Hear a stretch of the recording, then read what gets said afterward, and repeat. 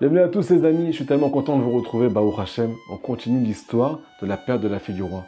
Je vous rappelle que la semaine dernière, on s'est arrêté à une étape qui était de folie. Le tzaddik Rabbi Nachman nous a déjà dévoilé la fin de l'histoire. On a retrouvé la fille du roi. Qu'est-ce que ça veut dire? Le tzaddik nous rassure. Ne t'inquiète pas, la Géoula va arriver. On a retrouvé la Bat Meler, l'âme juive, et on va la ramener à son père, Akadosh Baruch Hu. Il va, oui, avoir une rencontre entre nous et Akadosh Baruch Hu. Le Mashiach va, oui, arriver. Le Beth Amikdash va, oui, être reconstruit. Sauf que quoi? On veut te faire oublier ce souvenir. Pour que tu baisses les bras, pour que tu ne partes pas en chemin. Si tu écoutes ton Yetzer Hara, tu ne pourras pas avancer dans ta vie. Tu vas rester sur le banc de touche. C'est pour ça qu'on te dévoile déjà la fin de l'histoire ici. Les amis, le seul problème qu'on a, c'est qu'on ne sait pas ce qui va nous arriver avant que Mashiach arrive. Mais tout est marqué ici. Rabbi Nachman nous dévoile toutes les étapes qu'on va, oui, passer. Si tu connais les étapes, si tu es au courant de ce qui va t'arriver, tu ne seras plus choqué par tes épreuves. C'est pour ça que le tzaddik nous raconte tout aujourd'hui. Les amis, avant tout, ce cours est dédié Bessiata Dishmaya à un groupe de gens à Montpellier qui cherchent à rentrer sous les aides de la providence divine. Que Hachem les aide, qui leur dévoile le chemin de la vérité. Qu'ils aient une grande aslacha Bessiata Dishmaya. Les amis, c'est parti. Je vous demande d'accrocher votre ceinture. On part en chemin. Le second du roi est parti à la recherche de la Bat Meler, à la recherche de la princesse. Il est parti à travers champs et forêts. Un jour, il se retrouve dans un désert. Dans ce désert-là, il voit un tout petit chemin sur le côté. Il est en milieu d'un désert, les amis. Et il voit d'un coup un chemin qui ne veut rien dire sur le bas-côté. Il se pose la question. Ça fait tellement de temps que je cherche la princesse. Je veux tellement ramener les âmes juives à Kadosh Baruch Hu. Mais je ne la trouve pas. Alors j'ai plus rien à perdre. Je vais prendre ce petit chemin qui est sur le côté. Peut-être que je vais arriver par là-bas à un endroit qui est habitable. Il continue à avancer là-bas. C'est encore interminable. Il cherche encore, il se bat. Il part dans un chemin qui est interminable. Mais d'un coup, il arrive devant une forteresse. Autour de cette forteresse, il y avait des milliers de soldats. Mais cette forteresse, elle était magnifique. D'un coup, il commence à prendre peur. Si jamais il y a tellement de gardes, ça veut dire qu'il y a un trésor là-bas. Peut-être que la Bat Meler, peut-être que la princesse, elle est enfermée dans cette prison, peut-être. Peut-être qu'elle est dans cette forteresse. Peut-être que je dois prendre mon courage à deux mains. Mais j'ai tellement peur des soldats qui sont autour. Si je cherche à rentrer, peut-être qu'ils vont me faire du mal. Le second du roi décide de laisser son cheval et de prendre son courage à deux mains. Je vais laisser mon cheval dehors et je vais rentrer dans la forteresse. Peut-être que Hachem va m'aider et que je vais réussir à franchir toutes ces étapes-là. Rabbi Nachman nous raconte qu'il est rentré et que personne ne lui a rien dit. Personne ne lui a adressé la parole. Les gars ne lui ont rien dit, les amis. Il rentre de chambre en chambre, les cheder. Et d'un coup, il arrive dans ce qu'on appelle une pièce qui était immense. Là-bas, il voit un roi avec une couronne. Ce roi, il est entouré des musiciens. Il y a une ambiance pas possible. À Botin, on dirait un concert. C'est un banquet. Là-bas, il y a de la nourriture, il y a des mets. Tout le monde est en train de chanter. Et le plus étonnant, nous raconte Rabbi Nachman, c'est que personne ne lui pose la question « Qui tu es et comment tu es rentré dans cette pièce-là » Personne ne lui a adressé la parole. On ne lui a pas fait de mal. Il commence à manger le second du roi. Il se met sur le côté, dans un petit coin dans la pièce. Et d'un coup, il entend qu'il y a une simra pas possible, une joie intense qui éclate dans la pièce. Le roi demande à ce qu'on ramène la reine. Vous imaginez que la reine, c'est la Bat Meler chez Nevda. C'est la fille du roi qui a été perdue. Mais la question qu'on doit tous se poser, avant de commencer à rentrer dans tous les détails de cette histoire-là, à qui fait référence ce second roi qui est dans une forteresse avec autant de gardes autour de lui? Et pourquoi la reine, la Bat Meler? Notre âme, elle est emprisonnée là-bas, les amis. À quoi ça fait référence tout ça? Lorsqu'on a ramené la reine, me dit Rabbi Nachman, la joie s'est amplifiée dans la pièce. Il y a une joie pas possible. Et on l'a fait asseoir sur un trône juste à côté de ce roi. Viens Eta Bat Meler. Il s'agit bien de la princesse disparue. Vehu, le second du roi, il l'a vu, il l'a reconnu. Ça y est, j'ai enfin trouvé ce que je cherche depuis des années. Les amis, on continue la semaine prochaine. Qu'est-ce qui s'est passé pendant cette rencontre-là entre la fille du roi et le second du roi. Mais avant tout, on va commencer à rentrer dans les profondeurs des secrets de la Torah. Reprenons tous les détails qu'on a cités aujourd'hui. Rappelez-vous que le second du roi, il fait référence au tzaddik et Sodolam qui vient réparer toutes les âmes juives. Comment il vient les réparer? Parce qu'il connaît tous les secrets des âmes d'Israël. Il connaît leur chemin. C'est pour ça que c'est lui qui a été désigné pour venir chercher tout le âme d'Israël et nous ramener vers Akadosh Baruch Hu. Ce tzaddik-là, il est parti à travers champs et forêts. Cette histoire, elle est interminable. Ça demande beaucoup d'efforts pour ramener un juif à son créateur. Mais d'un coup, rappelez-vous, il était en plein milieu d'un désert. Le désert, ça fait référence à ce qu'on appelle un désert spirituel. À la fin, des fois, tu as envie de baisser les bras. C'est tellement dur ce que tu passes dans ta vie que tu as envie de baisser les bras. Tu crois que tu es dans un désert. Tu n'as même pas un seul verre d'eau là-bas. Tu ne peux même pas te rafraîchir.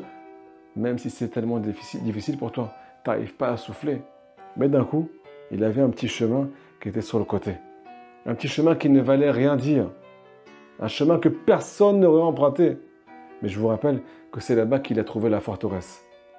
Il est marqué dans le mot Roche, un des commentateurs sur les contes de Rabbi Nachman, que ce chemin qui ne veut rien dire, des fois c'est une étape de notre vie.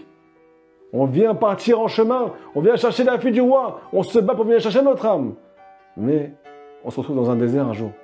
On ne sait plus où on va. Et par la force des choses, on prend un chemin qui ne veut rien dire. On n'est plus dans nos habitudes.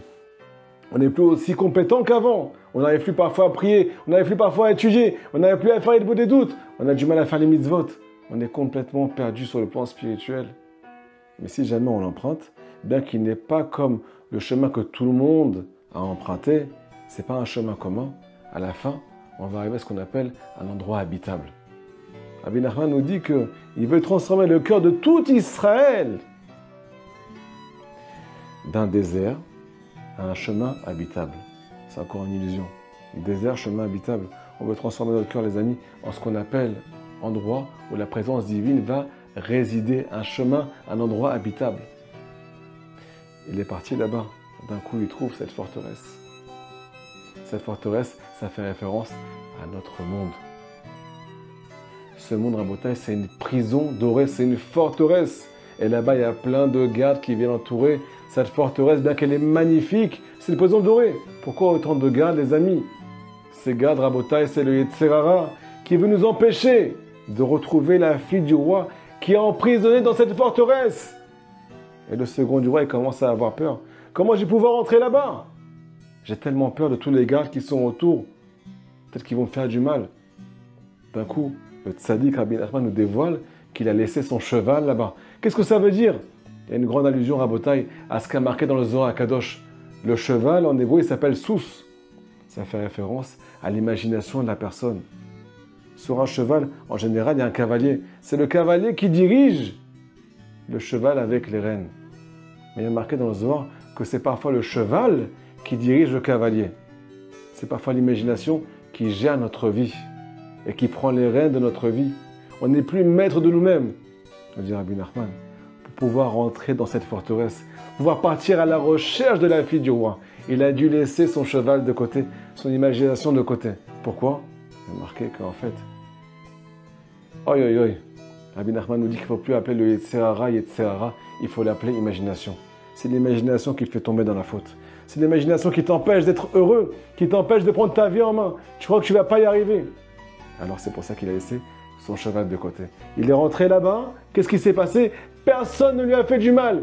Tout ce monde Rabotai, c'est une illusion. Il y a des gardes autour. Ton imagination, elle te dit, mais pourquoi tu vas faire des efforts? Pourquoi tu te mets en danger maintenant? J'ai envie de te garder. Ces gardes, ça fait référence à ce qu'on appelle une protection. Ton imagination te dit, tu vas te faire du mal si tu prends ta vie en main. Il est rentré là-bas, il lui a rien arrivé. Il passe de chambre en chambre. Ça fait référence à quoi toutes ces chambres, les amis?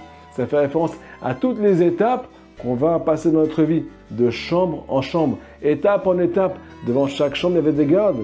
Devant chaque étape, nous dit Rabbi Nachman de Breslev, chaque nouvelle étape de ta vie, il y a des gardes et du Yetzer Hara. Même si tu as accompli la première étape, il y a une seconde étape avec un nouveau Yetzer Hara. Mais si tu es décidé, tu laisses ton imagination de côté, tu vas arriver dans la pièce où il y a la Bat Meler, où il y a la princesse disparue. On a dit que là-bas, dans cette pièce-là, il y avait une joie pas possible, avec un roi, avec une couronne. À quoi fait référence ce roi-là? C'est pas le premier roi qu'on a rencontré au début de l'histoire, les amis, je vous rappelle. C'est un deuxième roi qui porte, oui, une couronne. À qui ça fait référence? Ça fait référence aux forces du mal qui ont pris la couronne d'Akadosh Baruch Hu dans ce monde. Elles ont pris la couronne d'Hachem. C'est eux qui te disent, c'est moi qui gère ce monde.